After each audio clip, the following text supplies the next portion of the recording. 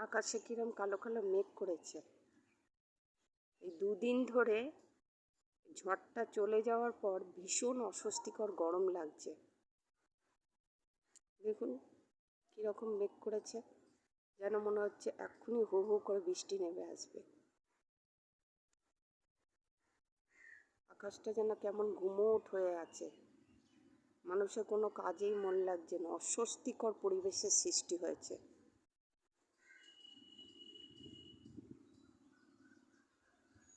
দেখুন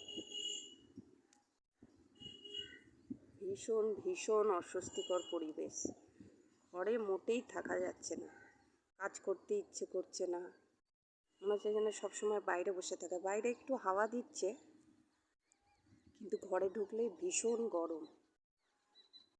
আপনাদের সাথেও নিশ্চয়ই হচ্ছে এরকম। জানি না রাত্রির দিকে বৃষ্টি আসবে নাকি। কালকেও তো এরকম মেঘ করেছিল, কিন্তু বৃষ্টি নামেনি। আজকে আকাশে একটিও পাখির চিহ্ন নেই।